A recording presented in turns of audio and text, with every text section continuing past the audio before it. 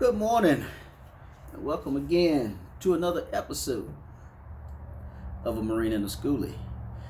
I got an early start this morning, came out and, I got a link with nail, I'm close. Came out and started getting a little work done. Did do any recording, was just kind of tidying up some things that we didn't get finished yesterday.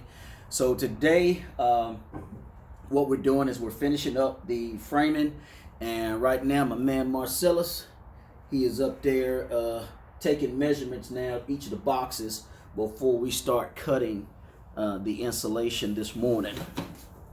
So it's been a little minute since I talked about the Marine Corps, so I figured I'd take just a couple minutes and talk about or pick back up where we left off. So as you know, for those of you that's been listening, I was a mortarman, and probably, I don't know if it was the greatest job, but it was the greatest job that I had. I really enjoyed being a mortarman, dropping rounds down range. You know, they call it steel rain.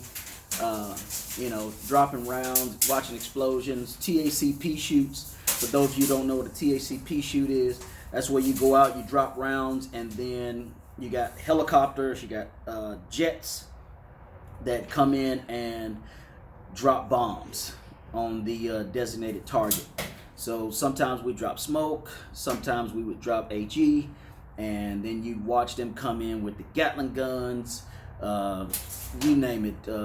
It was awesome. So like I said, I went to the Philippines, just picking back up. So after the Philippines, ended up going to 3-4 and redesignated to 3-9, or 3-9 and redesignated to 3-4. That was on Camp Pendleton, on Camp Margarita. We were an infantry unit sitting up there with Headquarters Battalion.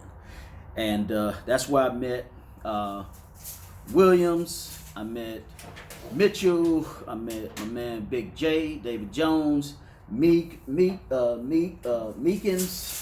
let's see, my Barna, Cervantes, Miguel, Eberhard, Thompson, the list goes on and on. It was 69 mortarmen in a mortar platoon, and I really, that's where I actually got to see what it was like to have a group of Marine friends, and where the family actually came in. Because sometimes you couldn't make, we would ride and go to work, and your gas light be on, and you're just hoping that your wife was able to make it back to the house because she got up to wait to get you to base. But we started doing ride shares and all those things like that. So that was really where I started to see that whole Marine Corps family thing. We had our docs. They were all of us seemed to actually almost live in almost the same area. So our weekends, even though we spent the entire week together, our weekends ended up being at each other's houses. We'd have a barbecue over here or a cookout over there. It didn't matter. Kids' birthdays, we all celebrated them together. So, again, like I said, that family thing came into play at all times. So, like I said, with 3-9, we did a lot of time, going back and forth to 29 Palms, doing mortar shoots, doing TACP shoots. But, like I said, and every time I went somewhere, I had one person that was very influential in my career, and this is where I want to talk about my man Ralph Rizzo. Ralph Rizzo was a sergeant when I got there. He was a section leader, and he gave me the opportunity to be a squad leader. He gave me the opportunity to be a section leader, and he kind of groomed me to set me up for success when it came to being a leader.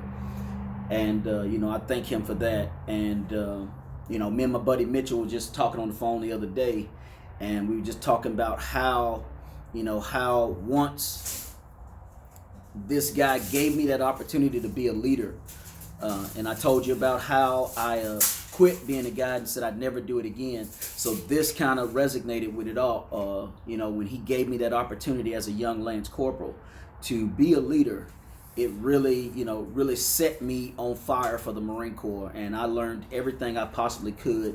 And within that time frame, I went from E3 to E5 before I left Camp Margarita. And and Ralph Rizzo, and this is just to tell you just how much of a family it is. Ralph Rizzo left as a sergeant, I ran into him again as a captain in Korea. And it was just like we had never left each other. But for my final promotion and my final reenlistment, and also my retirement, Ralph Rizzo was there to do my reenlistment. He was there when I got promoted to Master Gunnery Sergeant, and he was also my retiring officer when I left the Marine Corps. So that's what I was talking about as far as that family goes. So enough about that. So like I said, today, my guy's down here. He's doing some measurements.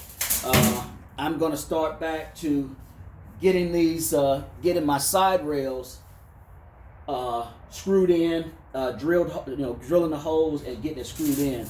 So without further ado, we're going to be taking, like I said, we're going to be taking care of the rest of the floor, and then we're going to start putting in the foam boards.